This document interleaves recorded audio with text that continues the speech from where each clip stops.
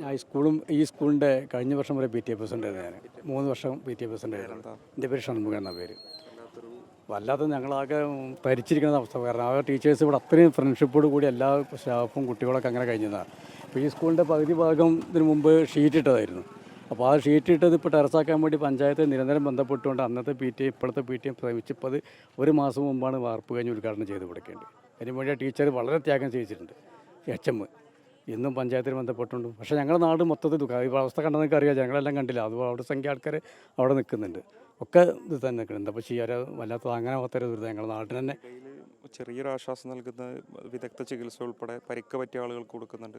അവരെ ജീവിതത്തിലേക്ക് തന്നെ തിരിച്ചു വരണം. നമ്മൾ നാട് മുഴുവൻ അവർക്കൊണ്ട് പ്രാർത്ഥിക്കരുത്. നമ്മൾ പ്രതീക്ഷിക്കാത്തല്ലേ ഒക്കെ ജോലിയായി പോകണം. ഞങ്ങൾ ഇപ്പോഴത്തെ ടീച്ചറെ ഞാൻ രാവിലെ കൊണ്ട് ടൂർ പോകാത്ത ടീച്ചറെ കണ്ട് സംസാരിച്ച് അങ്ങനെ നമ്മൾ പോയില്ല. ഞങ്ങൾക്ക് പറഞ്ഞിട്ടുണ്ട് അപ്പോൾ ടീച്ചറെ ഹജ്ജിന് പോകുന്ന കാര്യം കൊണ്ടൊക്കെ പോകാൻ പറ്റില്ല എന്ന് പറഞ്ഞിട്ട് സംസാരിച്ച ടീച്ചർ ഹജ്ജിന് പോകാനുള്ളതുകൊണ്ട് ഞാൻ യാത്ര ക്യാൻസലൊക്കെ ചെയ്തത്. അപ്പോൾ അവർ സ്ഥിരം പോകേണ്ടതിനൊക്കെ അതുപോലെ KG ടീച്ചേഴ്സ് 3 ആളുണ്ട്. അവരാരും പോയിട്ടില്ല.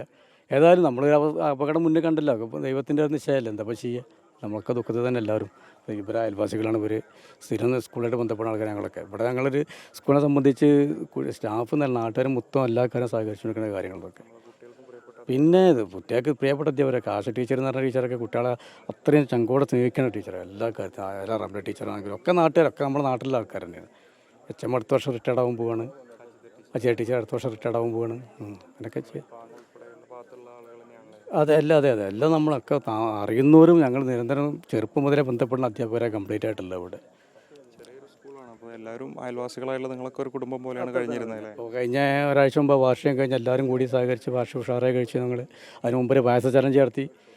ഞങ്ങൾ നാട് മൊത്തം സഹകരിച്ചു. നല്ലൊരു എമൗണ്ട് ഞങ്ങൾക്ക് സമാഹരിക്കാറ് സ്കൂളിൻ്റെ അവസ്ഥയ്ക്ക് വേണ്ടി ഞങ്ങൾക്ക് ഇവിടെ ചലഞ്ച് നടത്തി നല്ല സംഖ്യ ഞങ്ങൾ സമാഹരിച്ച് വെച്ചു ഫണ്ടിന് വേണ്ടിയിട്ട്. അത്രയും ജനങ്ങൾ മുഴുവൻ സഹകരിച്ച് ഞങ്ങൾക്ക് എമൗണ്ട് ബാലൻസ് വെക്കാൻ. അതുകൊണ്ട് തന്നെ ഈ സ്കൂളിൻ്റെ സ്നേഹം വന്ന എല്ലാവർക്കും. അത് മാത്രമല്ല 100 ജില്ലാ കൊല്ലം പഴക്കമുള്ള സ്കൂളത്. ഒരു പക്ഷേ അപ്പോൾ അങ്ങനെ ആദ്യത്തെ സ്കൂളാവാൻ തരുന്നതാണ് സാധ്യത ഉള്ളത്. ഇവിടെ നുരക്കടിക്ക് സമയം നോക്കി ഒരു സമയം നിശ്ചയിച്ച് പോയതാവൂലേ ടൂർ പോലെ. ഏതായാലും വെക്കേഷൻ ടൈമിൽ പോകാൻ പോയി. അടുത്ത മാസം മുതൽ 10 ദിവസം കഴിഞ്ഞാൽ പുതിയ അഡ്മിഷൻ വരവായി എല്ലാ കാര്യം നടക്കില്ല. അപ്പോൾ അതിനുള്ള ഇടയ്ക്ക് എല്ലാവരും കഴിഞ്ഞ് വന്നൊരു സന്തോഷിക്കാൻ വേണ്ടി പോയത്. എന്താ ചെയ്യുക. നമുക്ക് എല്ലാ ദുഃഖത്തിലായി പോവൊക്കെ കഷ്ടം. എന്താ അത്രയും പറയാനുള്ളത്.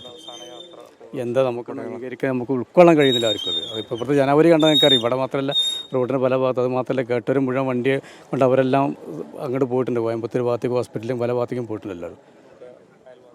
അയൽവാസിയാണ്. ഇവിടെ ടീച്ചേഴ്സും നാട്ടുകാരും ഒക്കെ ഒരു കുടുംബം പോലെ കഴിഞ്ഞിരുന്നതാണ്. വളരെ പ്രയാസമുള്ളതുകൊണ്ട് ഉണ്ടാക്കലെല്ലാം ഒരുമിച്ച് അവിടെ സ്കൂള് എൻ്റെ കുട്ടിയുണ്ട് അങ്ങനത്തെ ഒന്നുമില്ല. അതുപോലെ ഭാഷ ഉണ്ടെങ്കിൽ പൂർവ്വ വിദ്യാർത്ഥികളുടെ കളിയും കാര്യമൊക്കെ ഒരാഘോഷമായിരുന്നു സത്യം പറഞ്ഞാൽ ഞങ്ങളെ സംബന്ധിച്ച്. ഇവിടെ എന്താ ആർക്കും ഒരു ഉൾക്കൊള്ളാൻ കഴിയാത്തൊരവസ്ഥയിലായിപ്പോയി. ഞങ്ങൾക്കത് കഷ്ടമായി പോയി. എന്താ ചെയ്യുക. അതെല്ലാം UP സ്കൂൾ ടീച്ചറും തന്നെ അവരെ ഈ സ്കൂളിൽ നല്ല സഹായിക്കുന്ന ടീച്ചറാണ്. ഞാൻ ഇവിടെ ഞങ്ങൾ ടൂർ പോകുമ്പോഴൊക്കെ ടീച്ചർ ഞങ്ങളുടെ കൂടെ പോരലുണ്ട്.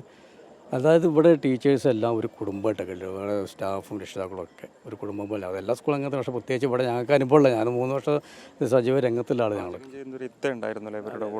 അതും അവരെ വാപ്പയായിട്ടാണ് ഇവിടെ പാചകം തുടങ്ങിയത്. വാപ്പ വന്നു, വാപ്പയ്ക്ക് ശേഷം ഉമ്മയായി, ഉമ്മയ്ക്ക് ശേഷം മകളായി. അവർക്ക് കുട്ടികൾക്ക് വേണ്ട എല്ലാ കാര്യങ്ങളും ചെയ്തു. ഇപ്പോൾ പിന്നെ പാചകത്തൊഴിലാളി മത്സരത്തിലെ കുട്ടിക്ക് 2ാം സ്ഥാനം കിട്ടിയിട്ടുണ്ട് ജില്ലയിൽ തന്നെ മത്സരം. കുട്ടികൾ ആരുടെയൊക്കെ മക്കളാണ്? ഒന്ന് നമ്മളെ ഈ പിന്നെ റംല ടീച്ചറിൻ്റെ ടീച്ചറെ നമ്മളെ സുഹറ ടീച്ചറെ മോളാണെന്ന്. പിന്നെ പരിക്ക് പറ്റിയിരിക്കുന്ന ഈ പാചകം ചെയ്യുന്ന സാജിധാരണ അവർ റിക്കവർ ചെയ്യുന്നതെന്നൊക്കെ ഇത് തോന്നുന്നുണ്ട്. അവർ അങ്ങനെ കുട്ടികൾ.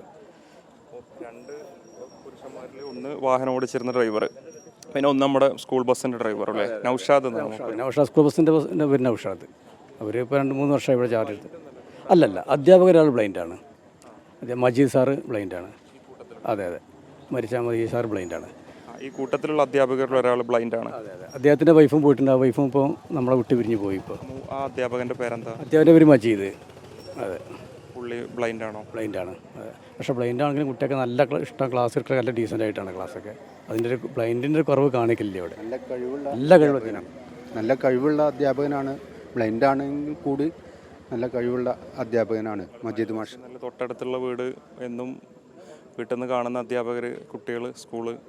ഇനിയിപ്പോൾ അവരില്ലാത്തൊരു സ്കൂളെന്ന് പറയുന്നത് വലിയ ദുഃഖം ഉണ്ടാക്കുന്ന. വളരെ വിഷമമുണ്ട് ഇങ്ങനെ സംഭവിച്ചതിൽ. എല്ലാം അള്ളാഹുവിൻ്റെ വിധി പോലെ.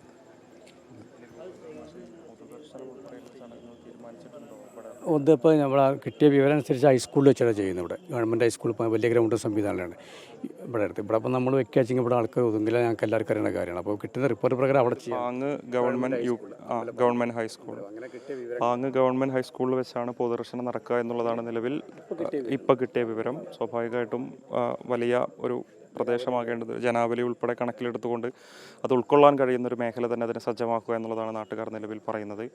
പ്രിയപ്പെട്ടവർക്ക് അവസാനമായിട്ടൊരു യാത്ര കൊടുക്കാൻ തീർച്ചയായിട്ടും വേണം. കാരണം പ്രിയപ്പെട്ടവർക്ക് എല്ലാവർക്കും വേണം. ഇപ്പോൾ ഈ പാങ്ങിനെ സംബന്ധിച്ച് ഇപ്പോൾ ഈ പള്ളിപ്പറമ്പ് ഞങ്ങൾ ചുറ്റുപാടത്തുള്ളവരെ ഞങ്ങളെ അച്ഛന്മാരടക്കം പഠിച്ചു പോയ സ്കൂളത്. അവരെ മക്കളെ ചിലപ്പോൾ പഠിക്കുന്നുണ്ടാവും. അത്രയും വൈകാരികമായ ബന്ധമുള്ള സ്കൂളാണത്.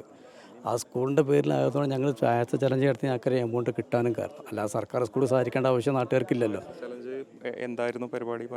പായസം നമ്മൾ വിതരണം ചെയ്യുക. അവരിട്ട് സ്കൂളിന് വേണ്ടിയിട്ട് സ്കൂളിൻ്റെ നവീകരണത്തിന് വേണ്ടി നമ്മൾ കുട്ടികൾ കുറവാണ് ഇവിടെ.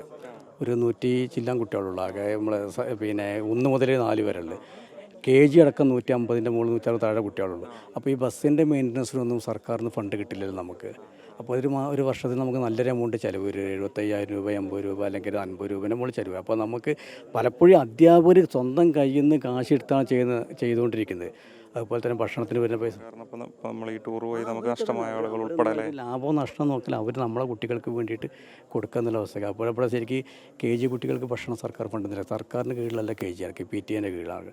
അവർക്ക് ഭക്ഷണം സർക്കാർ നമ്മൾ PTA ഫണ്ട് എടുത്ത് ടീച്ചേഴ്സിന് ഫണ്ട് എടുത്ത് അവർക്ക് കുട്ടി കൊടുക്കുമ്പോൾ എല്ലാവർക്കും നമ്മുടെ പ്രധാന അധ്യാപിക അജിത ടീച്ചർ ഉൾപ്പെടെ അത് നല്ല രീതിയിൽ കൈകാര്യം ചെയ്തിട്ടും അവരെ കയ്യിൽ നിന്ന് സാമ്പത്തികം ചിലവാക്കി ഓരോ കാര്യം ചെയ്തുകൊണ്ടിരിക്കുകയാണ്. വ്യക്തമായിട്ട് നമുക്കറിയാം. 3 വർഷം അതിനകത്ത് പ്രവർത്തിച്ച ആളുകൾ എനിക്കറിയുന്ന കാര്യങ്ങൾ. അവരെ ശമ്പളത്തിന് അവർ കാശെടുത്ത് ഓരോ കാര്യങ്ങൾ ചെയ്തുകൊണ്ടിരിക്കണമൊക്കെ കുറേ അത്രയും നന്മയ്ക്ക് വേണ്ടി നല്ല കാര്യത്തിന് ചെയ്യുന്നത്. നമ്മളെ കുട്ടികളിൽ നിന്ന് ചിന്തിക്കാതെ ചെയ്യുന്നവർ. പിന്നെ എന്ത് കലാമേള വണ്ടിയെക്കുറിച്ച് എന്തെങ്കിലും വിവരമുണ്ടോ? എവിടുന്ന് വിളിച്ച വണ്ടി? ഡ്രൈവർ നമ്മളെ മരവട്ടം ഭാഗത്തുള്ള ഡ്രൈവറായിരുന്നു. ഇപ്പോൾ എൻ്റെ അറിവിലൂടെ അടുത്ത് 2 കിലോമീറ്റർ അപ്പുറം കോട്ടപ്പുറം എന്ന് പറഞ്ഞ ഭാഗത്തുള്ള വണ്ടിയാണ് കേട്ടത്. മണ്ണഴി കോട്ടപ്പുറം എന്ന ഭാഗത്തുള്ള വണ്ടിയാണ് ഞാൻ കേട്ടത്. നമ്മൾ പിന്നെ സ്കൂളല്ലാത്തവർ നമ്മൾ അറിയുന്നില്ല. കാരണം അവരൊക്കെ ഇവിടെ കൂടി പോകുന്ന ഒരു ടൂറല്ല. അപ്പോൾ നമ്മൾ എങ്ങനെ കണ്ടക്ട് നമ്മളിപ്പോൾ അവരതൊക്കെ നമ്മൾ സ്റ്റാറ്റസിലും മറ്റും കാണുമ്പോഴാണ് നമ്മൾ ടൂർ പോയി വിവരം തന്നെ അറിയണത്. അല്ല നമ്മൾ സ്കൂളിൽ നിന്ന് ബന്ധപ്പെട്ട് പോകണതല്ല. അവർ